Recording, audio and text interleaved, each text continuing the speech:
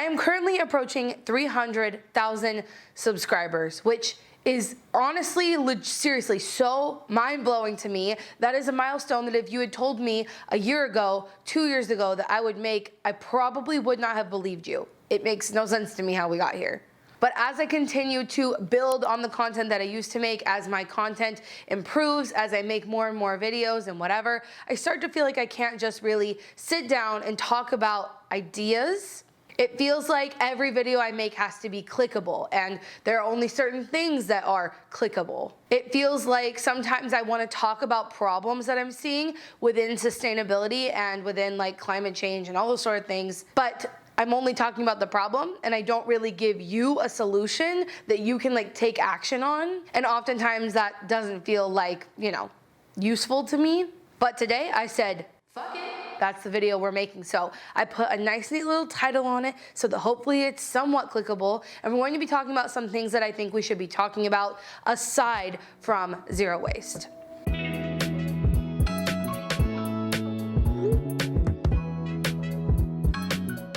Before I jump into it, I just want to say a huge thank you to Skillshare for partnering with me on this video. First 1,000 people to use the link in my description will get a free trial to Skillshare's premium membership. And after that, it's only around $10 a month to maintain your membership to over 30,000 courses. And since today we're talking about ways that you can influence change or things you should be talking about other than just zero waste, I actually have a really exciting course about how you can use art in activism or to make a change. So very, very cool. Stay tuned for that. Zero waste is like the sexiest topic to click on. People make a video with the word zero waste in the title. Now it's starting to be a little bit more like sustainable in the title, and boom, views will appear. So I do continue to make those things, also because I do feel it's helpful, but I've started to make content that is not just about waste and minimalism, but bigger ideas. And I've gotten a few comments recently saying that I just make the same videos over and over, and there's likely two reasons why you think that. Number one is because those are the videos that you click on. The videos that don't have to do with those things, you're likely either glazing over, or the second reason you might not be seeing them is because you don't typically click on them, therefore YouTube is not serving them to you. So while I do kind of remake my videos into different versions of the same video because there are always new people coming in, I'm also incorporating more broad topics, high-level topics that you are probably missing out on. So I'm going to link some of those in the top right corner today, as well as in the description box, and we're going to talk about them a little bit on a more broad spectrum. If you have any topics like this that you'd like to see dedicated videos for, please leave them in the comments. I already have a few more in my head that are going to be coming out in the coming months, but I always love to hear your ideas. So let's get into some of the things that we should be talking about other than zero waste.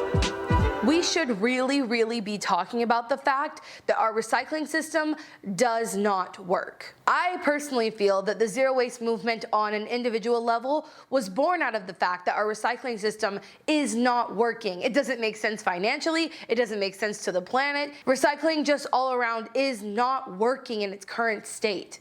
As we've come to realize over the years of talking about zero waste living and the fact that most people don't have access to live that way, we really should have, from the beginning, focused on how to make recycling a more robust, efficient, and more economically viable than it was, rather than pushing that responsibility onto us, who literally have no control over what we can and can't access because of the confinements of where we live and what we have access to, our income levels, even just the education surrounding living a zero waste lifestyle. There is so many barriers to jump through to get to this zero waste lifestyle, instead of maybe just like holding corporations responsible for what they produce and giving incentives to recyclers to be more efficient in their job.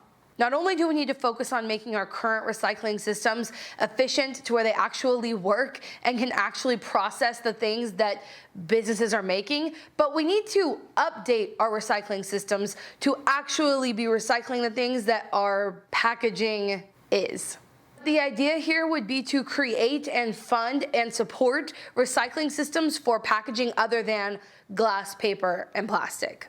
There's so many other packaging solutions that are actually better for the planet than those prior 3 mentioned things, like mixed materials. And I know that in the zero waste movement, we've talked about mixed materials not being a good option because they can't be recycled. I personally think a conversation we should be having, hence the title of this video, is how to recycle those things, because in every single way other than their recyclability, mixed material packaging is more sustainable for the planet. This sort of thing should really be talked about more, about how to create systems that will work for the entirety of how our society already is, rather than thinking that we can somehow reconstruct our society fast enough to solve this crisis of our waste problem. And honestly, either way, unless we completely restructure our entire society, we're still gonna need better recycling systems. We should be talking about that more than how an individual person can reduce their waste. We should be talking more about how our food systems are completely unsustainable. I know we throw around this word sustainable here and there and whatever, but the actual definition of sustainable is an action that can be sustained long term, right? For generations to come, to not take more from the earth than we give back, to sustain, okay? And our current agriculture system, on the massive scale that we see, the traditional way that we are currently growing food, is literally not sustainable. It is impossible to sustain the way we are currently structured our society. I actually have a video that covers this that you might have missed, like I said. I'll link it up here. It's all about eutrophication and how that comes from bad practices in our agricultural system.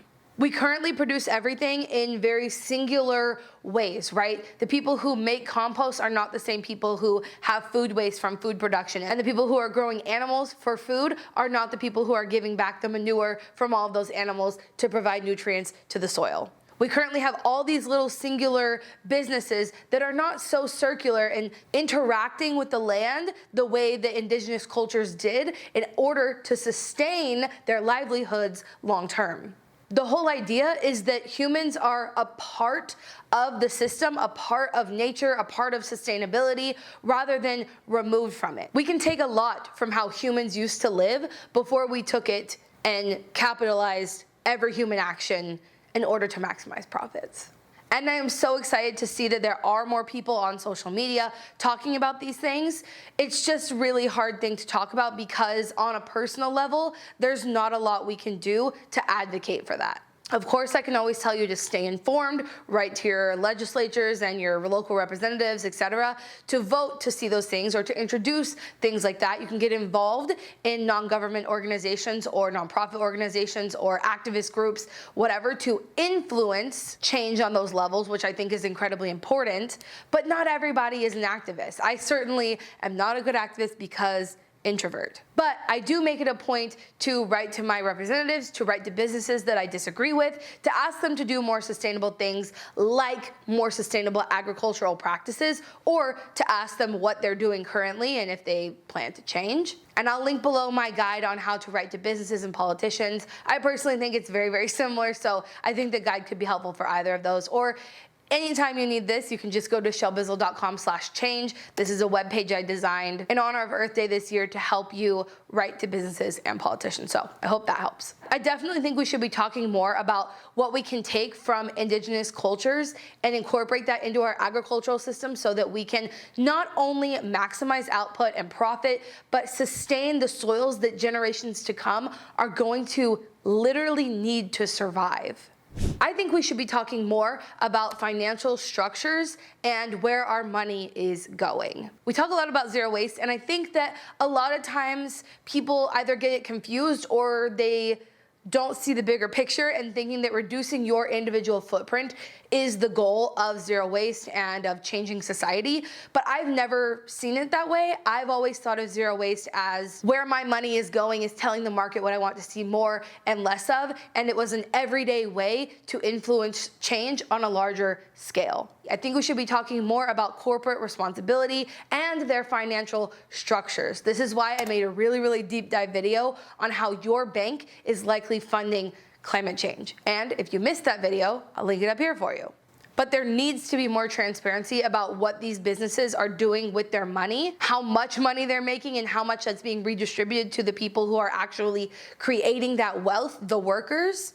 And the only people who are benefiting from the current structure are the absolute most wealthy people who hoard that wealth at the top. By exploiting us and taking advantage of our labor, they are the only ones who benefit from keeping it hush-hush, these financial structures, and the ones who benefit from, obviously, a lack of corporate responsibility. For me, that's always been the goal. I am telling the corporations what I want to see more and less of. In order to make that change, I just want more people to be aware that our individual actions are important, and since it's something that we do almost every single day, they do make a difference. But the goal of doing those things is not to influence our mom and our dad to do the same thing in order to change the planet. It is to encourage the people at the top to make those changes. Another thing that is, again, being talked about more, I have to tell you, this guy, Phil the Fixer on TikTok, I'm a stan of Phil. I'll link his account below. But he talks a lot about soil and how it's really important, like I was talking about with the agriculture stuff. But also he talks a lot about how fucking dumb lawns are. And while that's something I've always kind of known and always been like against having a nice, clean cut green lawn, I don't talk about it a lot because I don't really think that it's an issue that I can give you an easy solution to. I mean, I could tell you if you have a lawn, rip it out, but honestly, most millennials don't have a lawn, and there are several reasons why you can't rip out your lawn, be it an HOA, be it you're worried about reselling your home, you don't have the financial means to like kill your lawn and then replace it with native, species. All sorts of reasons why talking about lawns is not so action-oriented, but I do think it's still important to talk about, and shout out to Phil for making it a little bit cooler to talk about it. The history of where lawns came from is actually really, really fucked up, and I am going to make like a dedicated video on this because it's a lot to get into. Lawns were literally born out of racism and classism, as well as tying our worth to our laziness or lack thereof, and born out of a need for society to prove who is better than who based on the amount of work, time, and money they could put into the green in front of their home. There are some issues associated with lawns that even if you have one, you can remove yourself from without having to like rip it all up and plant new stuff. Personally, for me, there's a lot of water and fertilizer and greenhouse gases that are associated with maintaining a lawn because people love to have the luscious green grass, so they fertilize it. I don't do that. You don't have to do that if you have a lawn. Again, the green, luscious perfectness of a fucking green lawn takes water. I never water my lawn. And greenhouse gases. Our lawnmower is Madison powered. It is completely manual. While those impacts may be a little bit more obvious as to the issues associated with the lawn, the biggest issue I personally think that lawns have led to is a lack in biodiversity and a taking over of natural land and taking away the landscape that so many species all up the food chain depend on, and turning it into a monoculture of grass. When you think about the roadsides, okay, just think about it. I don't know about you. I live in Texas, okay, so I'm on the roadsides a lot. We got a lot of long stretches of unkept land in Texas, and it always looks like tall grasses, lots of wildflowers, lots of insects buzzing around, and a clear example of biodiversity. In many cases, this is what land would look like without our influence of implanting invasive species of grass.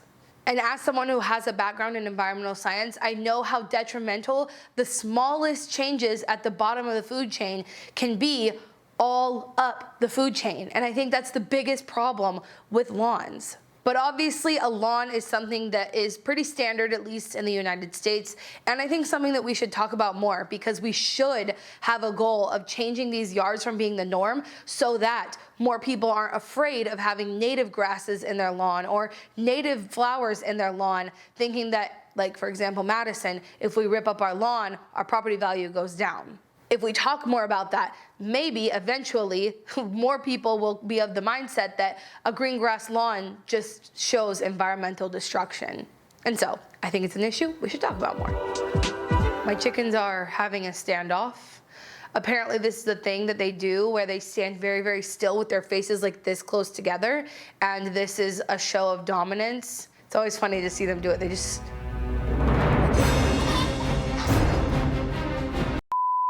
Well, those are some things I think we should be talking about instead of always talking about zero waste. I'm gonna link some of my videos below that go really in depth on these topics, and I have more videos coming up that goes really in depth on these topics. So leave me a request below if there's a bigger topic that you'd like to see a video about. And let's talk a little bit more about today's sponsor, Skillshare, because they're just the greatest. I am so excited to share the Skillshare course with you today because it is something so creative and just different than most things you would think of as a course to take. But it's called Artivism, Creating Inspiring Art for Change by Nicholas Smith on Skillshare. This is not something I would be particularly good at. I am not super good at art, but it was really, really cool to look through this process and just get the creative juices flowing of how to be a better activist, incorporating things that are also creative. Skillshare offers membership with meaning to connect you with support of fellow creatives and enter a community of encouragement, communication, and inspiration. So whether you're looking to fend off boredom, focus on self-care through creativity, or join a similarly creative community, Skillshare is the place to keep you learning. The first 1,000 people to use the link in my description will get a free trial to Skillshare's premium membership, and after that, it's only around $10 a month. So check them out. Thank you so much for watching, and remember, until next time, you cannot do all the good that the world needs, but the world needs all the good that you can do. Bye, guys.